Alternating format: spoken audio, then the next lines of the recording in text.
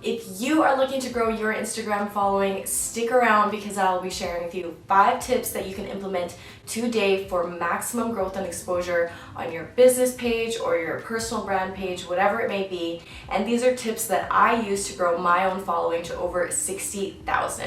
So if you're ready to learn, then let's dive in. Instagram has changed so much over the years that it's become so much harder to be found, to grow organically, to stand out ahead of your competitors, but it's still completely possible to do all of these things organically. You don't need to put all the money into ads. It's still possible. You just have to put the work in. You have to be consistent. You have to provide valuable content. There's so many things that go into it, but it's a game essentially, and you want to be in the algorithm's favor, and you just want to use the app in the right way so that it's actually beneficial for your business. I really hope you find this helpful, and be sure to subscribe and hit the bell for notifications because I will be sharing tips every single Tuesday for you and for your business. All right, tip number 1, hashtags. So I know you've probably heard this 100 million times, but hashtags do matter. And it's insane to me how many clients I work with that don't actually see the power behind hashtags and how it really is a driving factor into how well your post does, how well your page does, how many page visits you get. It makes such a difference. The way that I do my hashtags is I pick 5 that are over the million mark. So if you go on Instagram, you can see how many posts are using that hashtag. The only reason why I do that is just because you'll get some traction from people that are scrolling on that hashtag since it's so busy, but it's a very small chance of you getting into the top posts. So you don't want to rely all your chances on bigger hashtags. The sweet spot really is finding hashtags that are within the 20,000 to 200,000 mark and making sure that you are completely relevant with what you're posting to that hashtag.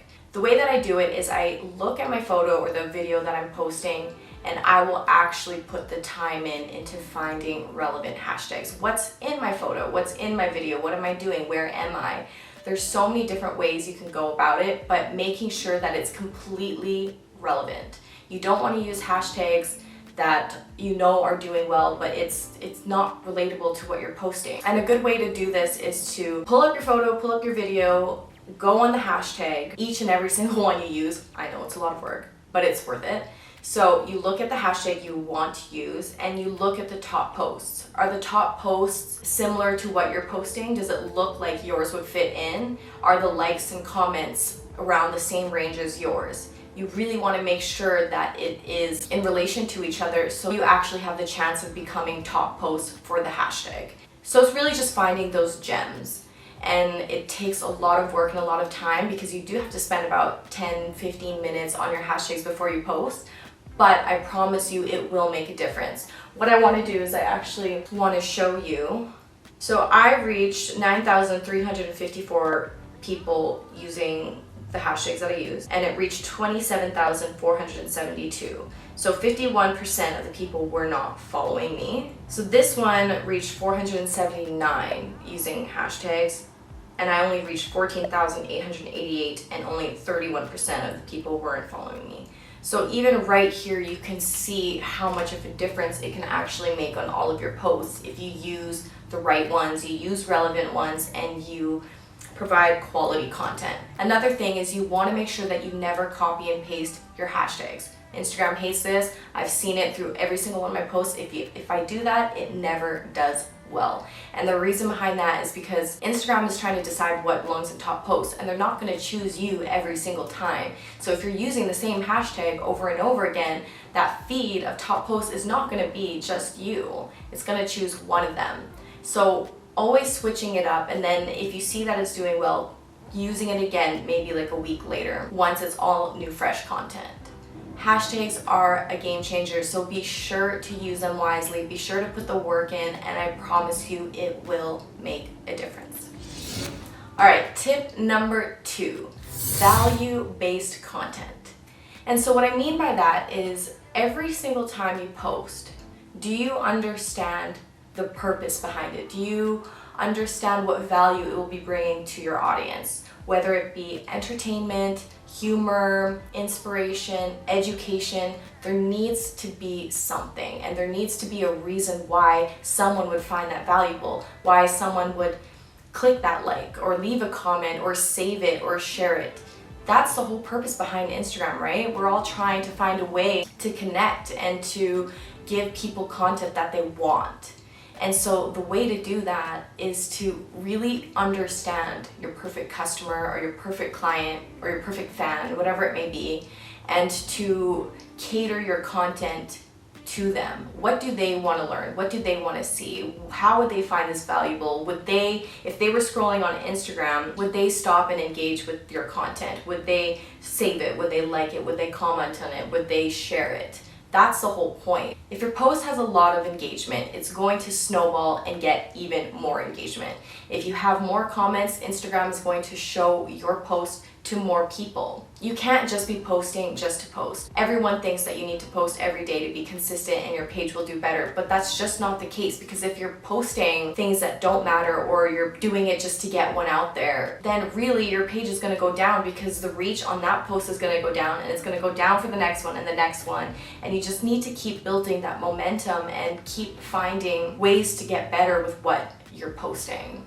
Creating valuable content for an audience is the whole purpose behind Instagram, because why do you follow a page? What do you value and who are you following? Because everybody's following different people.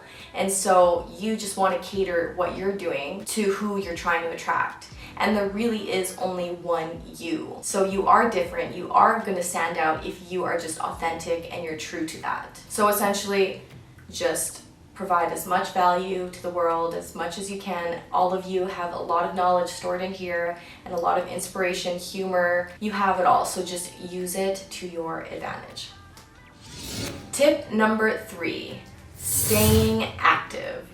So I would say this is probably the number one tip that I have, and the number one thing that grew my page to 60,000.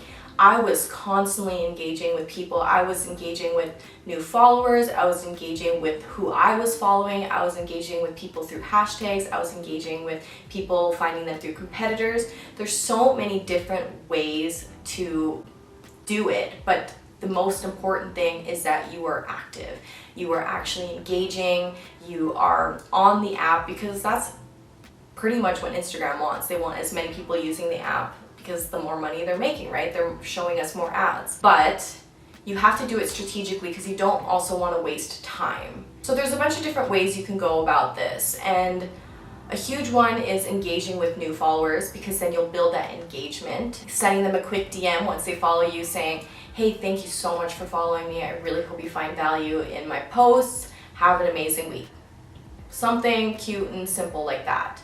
Because then they're going to feel like they have that genuine connection with you. Also, if they're engaging with your page and they're engaging with you, they are going to see your posts, especially now with how the algorithm works. As many people as you interact with, they will see your posts. So if you're not engaging with anyone and they're not engaging with you, they're just never going to see you. So there's no point in having ghost followers. Another thing you can do is find clients or audiences through your competitors. So by going on their following and engaging with people in there, those people may find value in what you're doing. It's really just doing as much as you can to be found and to be noticed. And the thing is, you don't want to follow. You don't want to follow a bunch of pages, because that's not what you're trying to do. You're not trying to get follow for follow, because you don't actually know if they're going to be engaged with your content. They might just want to follow for follow. So liking and commenting and engaging with people, if they notice you and they go on your page, they will decide genuinely if they like your content and they want to follow you. You just need to be found. You need to be noticed. And the only way to do that is really through hashtags and through liking and commenting and being a part of this community. Staying active is so crucial, and I promise you it will make a huge difference if you spend 30 minutes to an hour. So what I do is I'll spend probably 30 minutes in the morning when I'm having coffee or having breakfast, and then again in the evening. There's always time for you to find, and you just want to make sure that you're actually putting the work in those times. You're not just scrolling and getting in a deep rabbit hole of buying something or doing this or that. You want to genuinely put that time in to engage. Tip number 4, utilizing Instagram new features. So the reason why this is so important is because if you were one of the first pages to be using new GIFs or IGTV, Instagram Live, things like that, Instagram wants to promote you because they want other users to see that this is a new feature. Getting on that bandwagon fast will make a difference. So a lot of people even right now aren't using IGTV. I personally am not as well, but I know a lot of clients that are using it and it is making a huge difference on their page. Instagram Live is another huge one, especially now, obviously during this pandemic. Everyone is kind of utilizing that and finding value in that, and that's the first thing people are going to see when they go on Instagram is that there's that live. Another great thing to do is in your stories using new GIFs or trending GIFs, anything like that, because that will also bring traction to your page. This is kind of just like a little trick that you can throw in there, always keeping up to date with what's going on. Even when Instagram added the option to sell for businesses, all the ones that were doing it first, they're going to be seen everywhere because then other business will see that that's there and then they will start using it.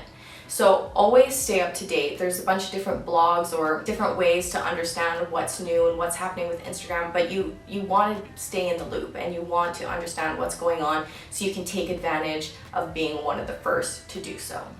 Tip number 5, captions.